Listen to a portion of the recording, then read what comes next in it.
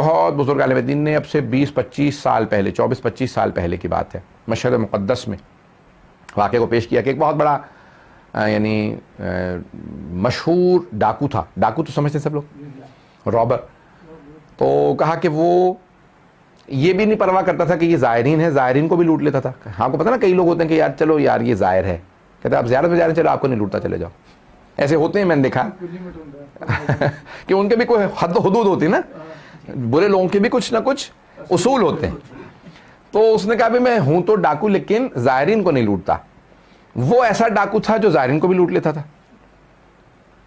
اب ایک کچھ زائرین کو لوٹ رہا تھا تو اس نے کہا، زائر نے کہا کہ میں نے تمہاری شکل دیکھ کے یاد آیا، میں نے خواب دیکھا امام رضا علیہ السلام کو، انہوں نے تمہیں بلایا.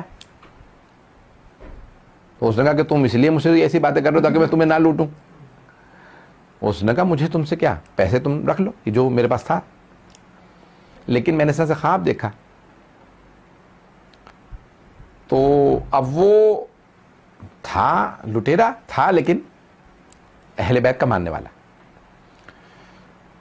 اچانک کسی عالم دین نے بھی کہا بھی تمہارے متعلق اس طرح سے خواب دیکھا کہ مولا رضا نے کہا کہ اس سے کہو یہ میری زیارت پہ کیوں نہیں آتا. اس نے کہا کہ مولا کو تو دھوکہ نہیں ہوتا،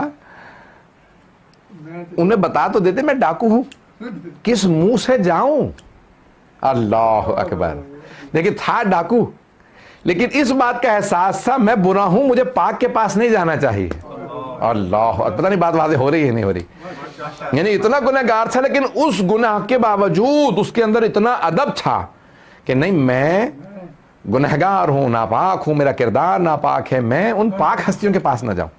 اب اسے جب 2-3 لوگوں نے ایک ہی پیغام دیا کہ امام رضا ہمارے خواب میں کہتے ہیں، اس سے کہو یہ میری زیارت پہ کیوں نہیں آتا.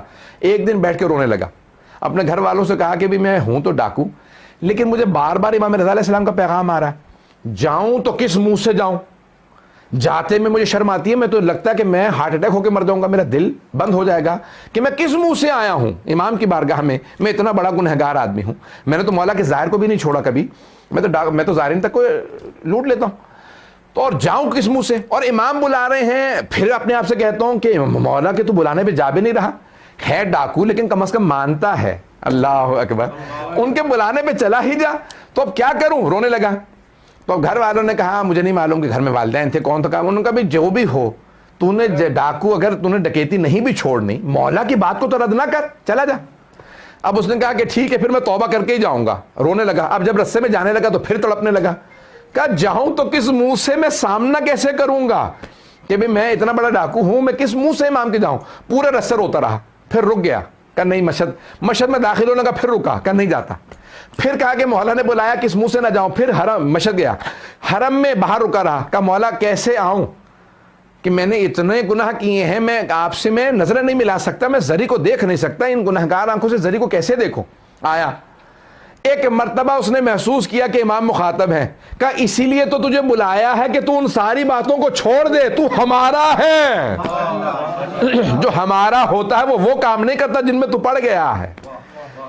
علماء کہتے ہیں اس کے بعد اس نے ایسی توبہ کی کہ چوری ڈکیتی تو دور کی بات سے، پھر ہم نے زندگی میں اس سے گناہ ہی نہیں دیکھا. عزیزان گرامی، بعض اوقات انسان گناہوں کی وجہ سے دور ہوتا ہے، ایک دعا کی وجہ سے قریب ہو جاتا ہے.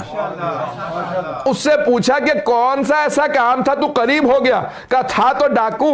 ایک زائر نے مجھ سے کہا کہ تو نے سب کچھ لوٹ لیا ہے، میری زیارت اب نہیں ہو سکے گی، تو میں نے اس کے پیسے واپس کر دیے تھے، زیارت نہ رک جائے کہیں میری وجہ سے. ایک زائر کو زیارت پہ جانے دیا. مولا نے کہا نہیں ابھی گنجائش ہے، دل پورا کالا نہیں ہوا، ابھی سفیدی باقی ہے. جہاں تھوڑی بھی سفیدی باقی ہو اہل بیت ہدایت دے کے لے آتے ہیں، لیکن شرط یہ ہے کہ انسان میں پاک ہونے کی گنجائش باقی ہو.